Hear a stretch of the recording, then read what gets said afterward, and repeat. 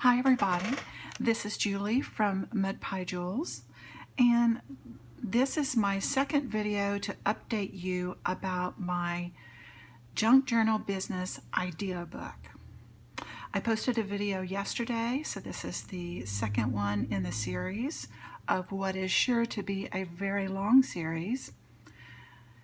And I don't know if you do this, but I change my mind a lot. And I've already changed my mind about the binder that I'm going to use. As I showed you in the video yesterday, this was the binder that I was planning on using. It's a Snap Studio binder, and I picked it up at Goodwill, paid very little for it, and it is basically brand new. And so I thought it would be a good journal, a good binder to start with, because I wanted a binder system so that I could add and remove pages. But as I got to looking at it, I was a little bit bothered by the fact that there are only 2 rings, so that bothered me.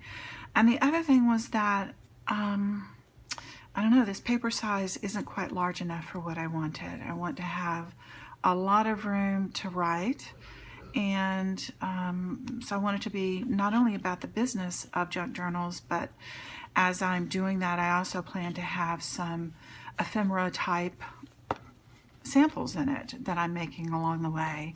So I felt like it just wasn't quite large enough. So I really wanted not only a larger size in width and height, but I also wanted a larger size for the spine.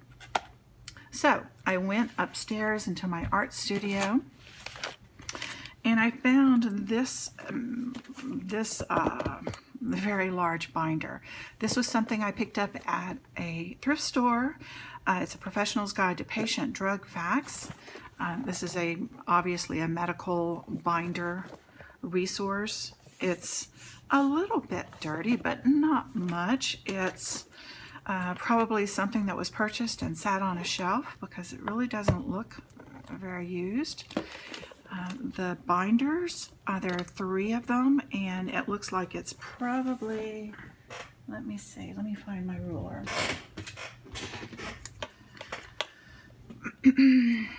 Yes, it's a 3-inch binder, so that's going to give me a lot more room. It has excellent tabs. It's also very cheap. As you see, I only paid $3 for it, so that was a good deal. But it also has a lot of pages that I'll be able to use to convert, and it has a lot of tabbed dividers. So I'm very happy with that, and I'm glad that I found a use for this binder. I didn't know when I purchased it what I was going to do with it. It's really in very good shape. So I will be using that. In addition, I just wanted to show you some of the other things that I found that I'm going to decorate it with. This is a vintage sheet. Isn't that pretty? I showed you yesterday, I showed you the paper I was going to use. I'm going to use this paper by Kirby and Teasdale Studio. It has 20 designs. It's acid free.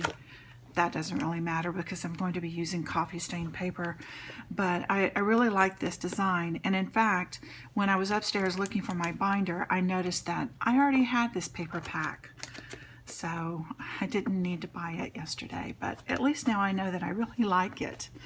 I really do like it. So that goes well with this sheet.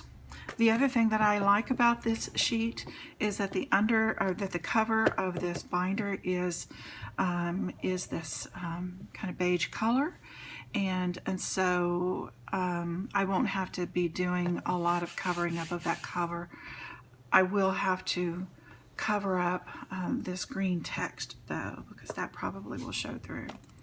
So that's what I'm going to be using to cover the binder. There's that second pad of paper. The other thing that I'm going to be using in the book is are pages out of this Hansel and Gretel music book that I found in my stash. This was an old book. It was already quite quite distressed, quite vintage. It had the yellow feel to it, but it was a little bit musty smelling.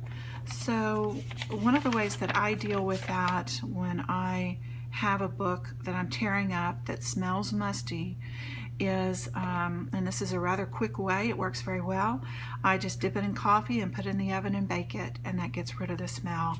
And it also gives it that extra vintage look.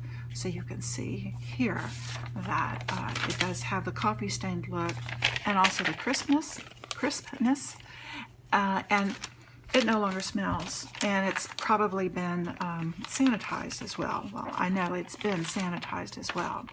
And the reason why I wanted to use this Hansel and Gretel book is because Hansel and Gretel really addresses the concept of fear. And I know those of you who have started your Etsy store and your YouTube channel know what I'm talking about. It's a little bit scary in the beginning, just getting yourself out there, putting yourself out there to the world. And so this story deals with that concept of addressing those feelings of fear. So I thought I would put those in there. And here are some of the sheets that I'll be using. They do have a lot of writing in various places, which I think is cool and will match my pink theme. And also this was a fairly large book, and I have a lot of extra pages, so I will be putting some of these pages in my Etsy store at some point. Then I'm also going to be using my own coffee stained paper, which I talked about in the last video. So here's the plain paper and the lines. And I found a few things also that I'll be able to use. This little journal matches well with the paper pack. Here's some additional stationery in the pink theme. And this is some stationery I picked up from Hobby Lobby yesterday that was originally $19.99, and I paid $1.99 for it. So that will go well as well. I'll be using that. And then finally, because this is a planning journal, I found this in my stash as well. This is Mary Englebright's Everyday Picture Tells a Story 2018 calendar. I also bought this on sale at Hobby Lobby for $1.60. It was originally $16, so what a steal that was. I have 2 sets so that if I need to use front and back pages, I'll be able to do that. And it has some beautiful pictures in it, but mainly I'm after the calendars. I'm going to put those in the book for planning purposes. Now, that's the binder. That's the building of the binder part of this video. Now, the business part of this video that I wanted to share with you is that I went online to YouTube and I was looking for any videos that addressed the business of building a junk journal business. And there aren't many. In fact, really I only found one. And that one is by Mrs. Coggs. Those of you who have been in the junk journal world for a while probably, I'm sure, have already heard of Mrs. Coggs. She has wonderful, beautiful videos, but she also has a course on Teachable.com called The Business of Junk Journals. So I signed up for that. I haven't quite finished watching all of it, but it looks like it's an excellent course. I've just kind of gotten into it to look at the substance of it, and hopefully I'll be able to listen to that soon. So I'd recommend that and to get you started. The other thing I wanted to remind you is that I have created a Facebook group called Junk Journal Biz, and so I would like to invite you to join that group so that we can have a forum to discuss business-related matters of junk journaling.